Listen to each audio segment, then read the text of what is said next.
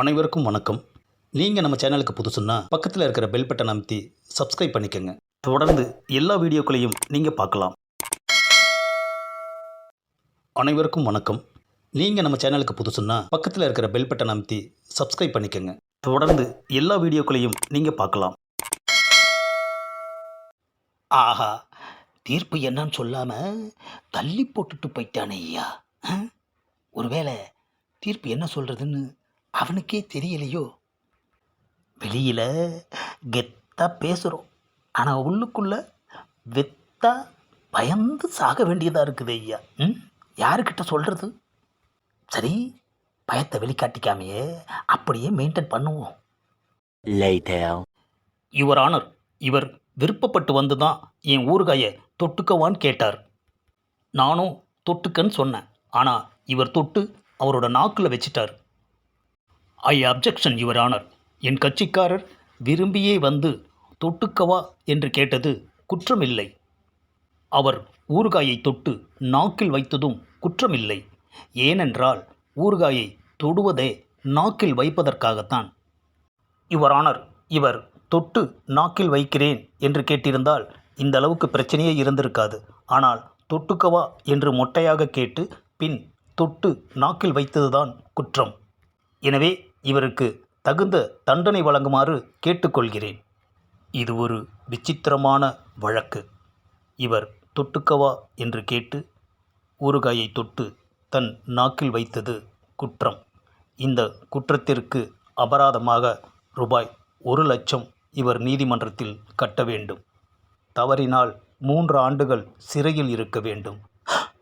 ஆஹா, தொட்டு நாக்கில் வச்சதுக்கு 1,00,000 ரூபா இல்லைன்னா 3 வருஷம் ஜெயிலு. ஆஹா, கனவு. ஒருவேளை அவன் கோர்ட்டுக்கு போனா இதே மாதிரி தீர்ப்பு சொல்லிட்டா, ஆஹா, ஊறுகாய் மேட்ரு நம்ம உசுரை வாங்குது ஐயா. காலையில் எழுந்திரிச்சு குளிச்சு முடிச்சு ரெடி ஆயிடுச்சு. நெத்தியில் ஒரு பட்டையை போடுவோம். அப்பாடா, அழகா நெத்தியில் ஒரு பட்டையை போட்டாச்சு. அடுத்து வயிற்றுக்கு ஏதாவது போடுவோம். ஏண்டி பேச்சு தாய், காலையில் எந்திரிச்சு குளிச்சு முடிச்சு எவ்வளோ பக்தியோடு இருக்கேன். ஏதாவது போடேண்டி. ஆஹா, என்னது இது? ஏதாச்சும் போடுன்னு சொன்னால் தொடப்பத்தை தூக்கி நம்ம முன்னாடி போடுறா. ஏண்டி, உனக்கு அவ்வளோ நெக்கலை போச்சா? நீங்கள் தானே ஏதாச்சும் போடுன்னு சொன்னீங்க. ஏண்டி, நான் வயிற்றுக்கு ஏதாச்சும் போட சொன்னேன்டி. வாங்குற காசெல்லாம் குடிச்சிக்கிட்டே இருந்தா வயிற்றுக்கு எங்கேருந்து வரும்? ஏண்டி, இந்நேரம் சூடாக இட்லி அவிச்சு தேங்காய் சட்னி அரைச்சி வச்சுருப்பேன்னு நினச்சில்ல, நான் குளிச்சுட்டு வந்து உக்காந்துருக்கேன். சும்மா உக்காந்தா என்ன வரும்? ஏதாச்சும் கொடுத்துட்டு உக்காரணும், அப்போ தான் வரும். சூடாக இட்லியும் தேங்காய் சட்னியுமா? சரி, இருக்கிறத போடு. அதான் போட்டேன்ல. அடியே, அது யாருக்கடி வேணும்? வயிற்றுக்கு ஏதாச்சும் போடுடி. 2 நாள் பழைய சோறு இருக்கு, போடவா? ஆஹா, விட்டா அதுவும் போயிடும். சரி, கொண்டா. ஆமாம், தொட்டுக்கு எதுவும் இல்லையா? ஊறுகாய் தான் இருக்குது, தொட்டு நாக்கில் வச்சு சாப்பிட்டு போங்க. என்ன அது, ஊறுகாயா? ஏயா குவாட்டருக்கு ஊறுகாய் தொட்டுக்கிற, பழைய சொத்துக்கு ஊறுகாய் தொட்டுக்க மாட்டியோ? எனக்கு சோறே வேண்டாம், போதுமா? என்னாச்சு இந்த மனுஷனுக்கு? மிச்சம். எல்லாரும் வந்துட்டீங்கல்ல? இன்னைக்கு மேலே தெரு ஆறுமுகம் வீட்டில் காது குத்து. 4 கடை வெட்டி கறியும் சோறும் போடுறாங்க. ஊர் ஜனம் அம்புட்டும் அங்கே தான் இருக்கும். நம்ம ஆளுங்க எல்லாம் அங்கே அசம்பிள் ஆகிடுங்க. அண்ணே, காது குத்துனா மொய் வைக்கணுமேண்ணே. நாம் என்னைக்கிட அதெல்லாம் வச்சுருக்கோம். போனோமா, தலையை காட்டினோமா, தலைக்கறியை சாப்பிட்டோமா, தலையை நிமித்திக்கிட்டு வந்தோமான்னு இருக்கிறத விட்டுட்டு மொய்யின்னு பேசிக்கிட்டு இருக்க. எல்லாரும் ஸ்பாட்டில் அசம்பிள் ஆகுங்க. பாட்டிலோட அசம்பிள் ஆகணும், புரியுதா? 1 hour later. ஆறுமுக வீட்டுக்கு வந்தாச்சு. என்னது இவ்வளோ கூட்டம் இருக்கு? சும்மாவா, கறியும் சோறாச்சே. என்னது, நம்ம டீமில் யாரையுமே காணோம்.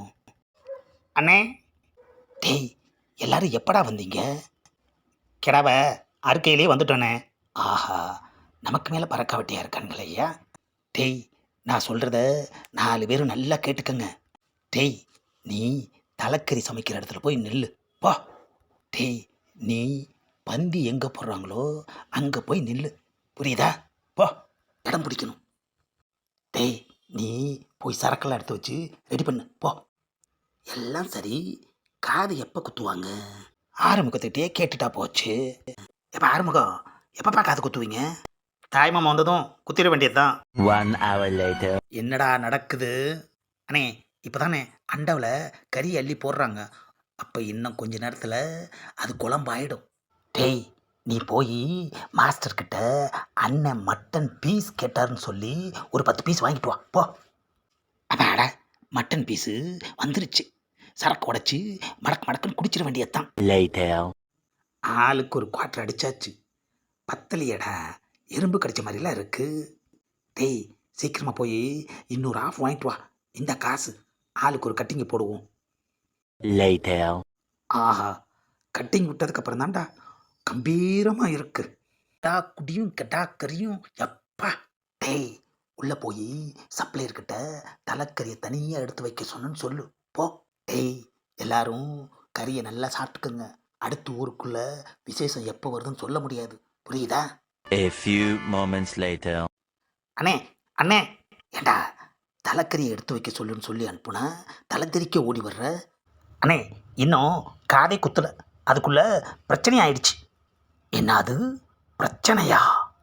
காது குத்துறதுக்கு முன்னாடியே யார் என்ன பிரச்சனை பண்ணியிருப்பா? ஆ, விசேஷ வீடுனாலே இப்பெல்லாம் வில்லங்கமாக தாயா இருக்கு. ஆஹா, நாம் வேற தலைக்கறியை நம்பி தண்ணி அடிச்சுட்டு நிற்கிறேன். இப்போ போய் பிரச்சனை என்னன்னு பார்ப்போம். ஆஹா, நம்ம ஆள் சவுண்டு விட்டுட்ருக்காயா? என்னாச்சுன்னு தெரியலையே. கல்யாண வீட்டில் தான் சண்டை வரும்னா காது குத்து வீட்லேயும் சண்டை வருது ஐயா. இன்னைக்கு பந்தி நடக்குமா நடக்காதான்னு தெரியலையே ஐயா. சண்டை முடியறதுக்குள்ள போதையே இறங்கிடும் போல இருக்கு ஐயா. இன்னொரு ஆஃபுக்கு யாரை பிடிக்கிறது? கையில் காசும் இல்லையே. தலைக்கறியை நம்பி வந்த நம்மளை தனியாக நின்று புலம்ப விட்டாங்களே ஐயா. இன்னைக்கு என்ன சண்டை நடந்தாலும் சரி, தலைக்கறியை சாப்பிடாம இங்கேருந்து போகக்கூடாது. காது குத்துற வீட்டில் என்ன பிரச்சனையாக இருக்கும்? காது குத்துறதுல தான் பிரச்சனையாக இருக்கும். பிரச்சனை பெருசாகி தலைக்கறி கிடைக்காம போகிறதுக்குள்ள நாம் போய் ஏதாவது பஞ்சாயத்து பண்ணி முடிச்சு வைப்போம். போதை வேற இறங்கிக்கிட்டே இருக்கே ஐயா. நான் தெரியாமல் தான் கேட்குறேன். நான் வரதுக்கு முன்னாடி அவ்வளோ அவசரம் என்ன? எதுக்காக காது குத்துனீங்க? நல்ல நேரம் போகிறதுக்குள்ள காதை குத்துங்கன்னு நாட்டாம தான் சொன்னார், அதனால தான் குத்துனோம். நாட்டாம சொன்னால் நான் வராமல் குத்துருவீங்களா? நான் யார்? என்ன அது ஓவராக சவுண்டு விட்டுட்ருக்கான்?